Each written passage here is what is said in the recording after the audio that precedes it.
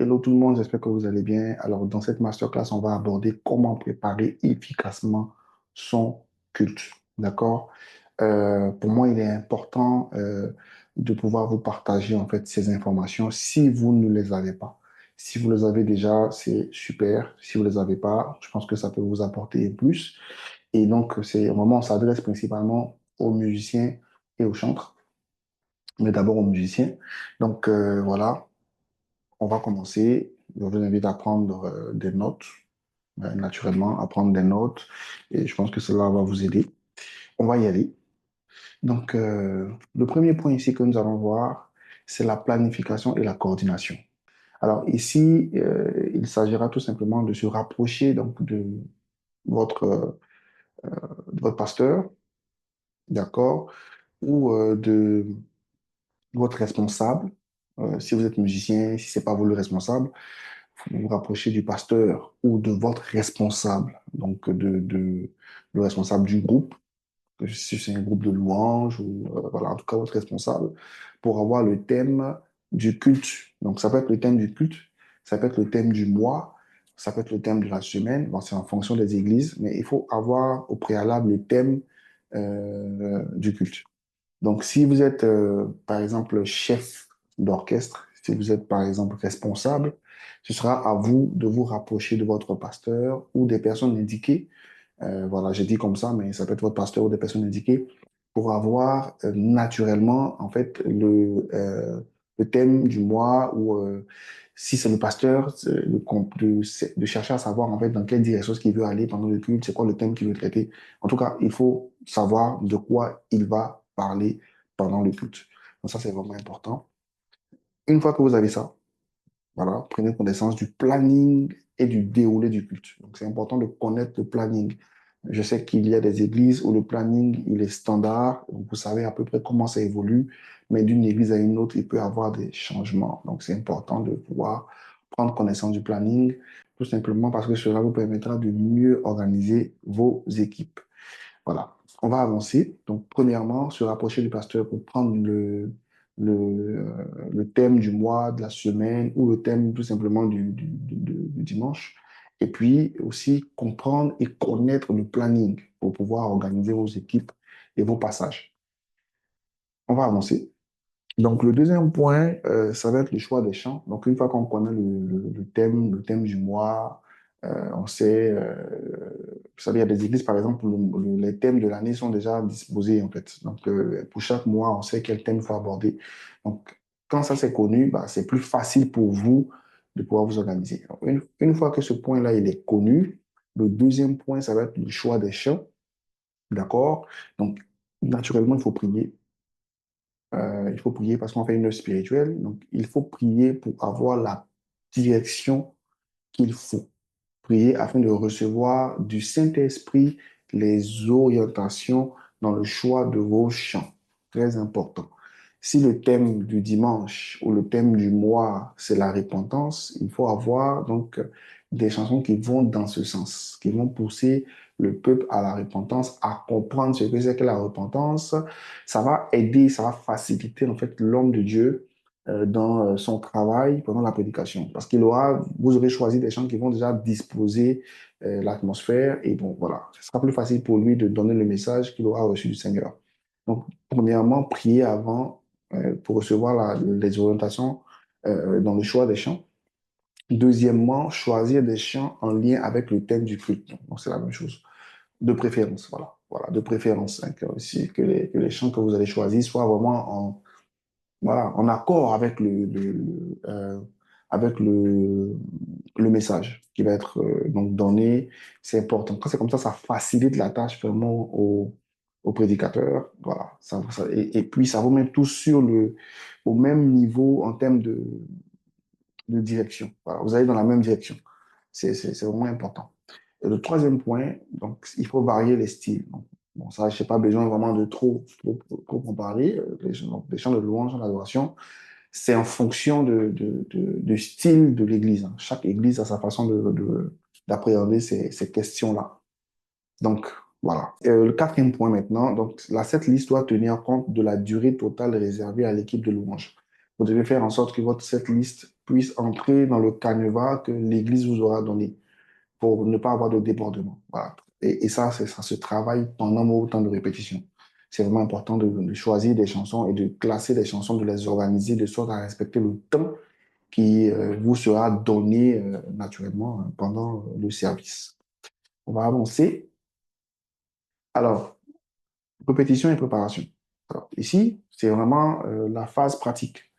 Voilà. On sait désormais le thème du mois, on a fait le choix des chants, on a prié, on a reçu les chants qu'il fallait. Maintenant, il faut préparer la répétition. Donc, il faut travailler maintenant, passer à la phase pratique.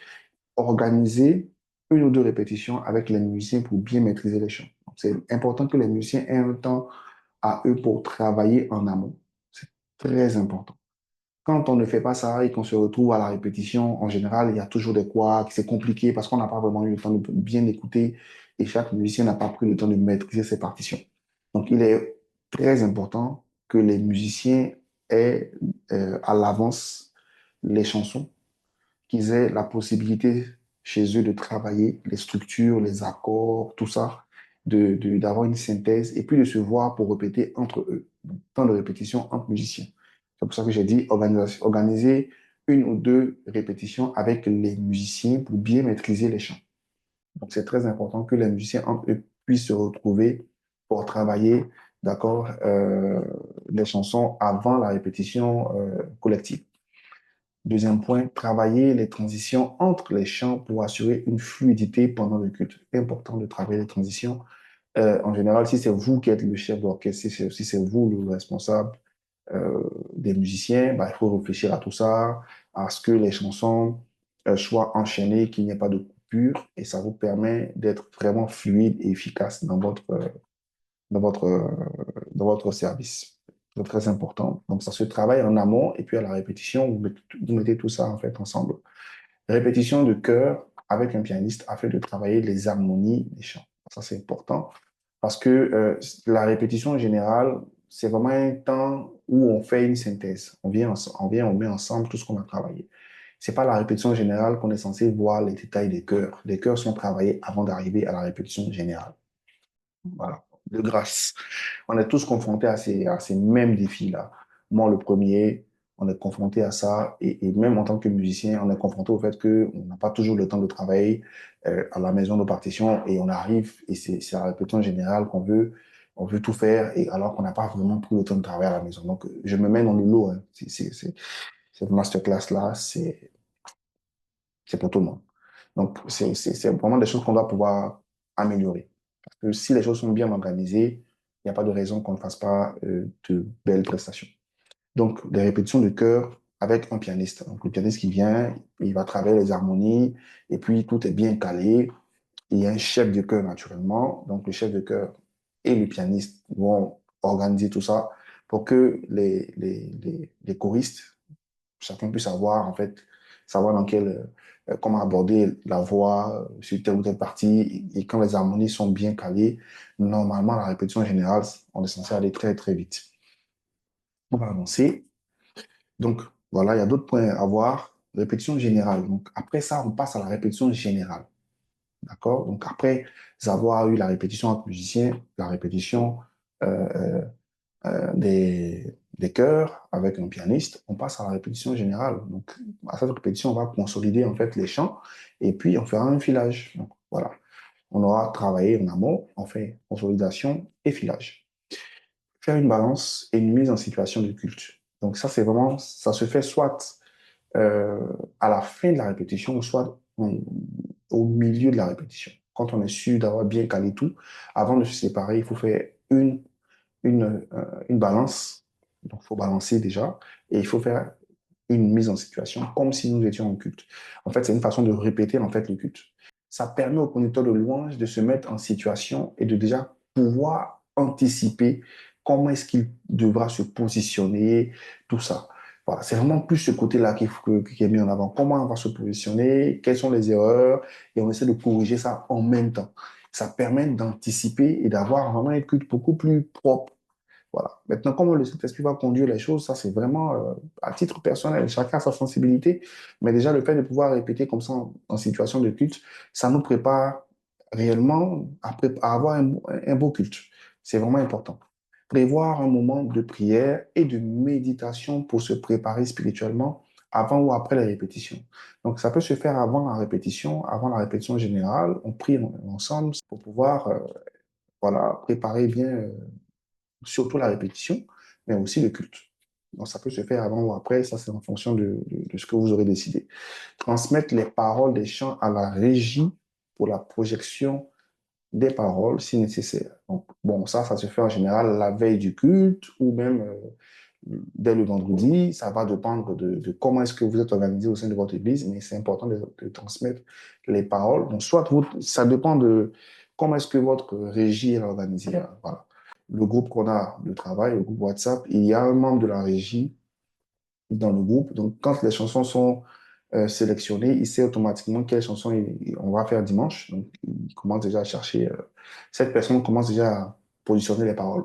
Donc, c'est soit vous faites comme ça, ou soit vous envoyez directement par mail, ou voilà, en tout cas, les paroles euh, à la personne destinée à les projeter. Et voilà, ça se fait tout simplement comme ça. Si vous n'avez pas de projection dans votre église, bah, c'est pas bien grave. Vous faites avec les moyens de bord. On va avancer. Donc, le quatrième point, c'est le jour du culte. Il faut arriver tôt. Et ça, à ce niveau-là, on a tous besoin de travailler notre ponctualité. Très important qu'on soit tous à l'heure.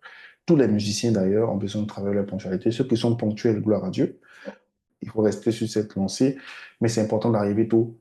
Parce que quand on n'arrive pas tôt, après, on a toujours des problèmes de son parce qu'on balance. Et souvent, il arrive qu'on ne balance pas même la veille, qu'on n'ait pas eu le temps de balancer à la répétition. Et quand on n'arrive pas tôt, c'est compliqué.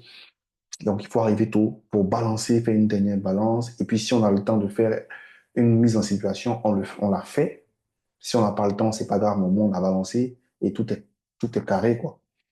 Et puis, le plus important, la prière collective des différentes équipes. Donc, on peut le faire tous ensemble.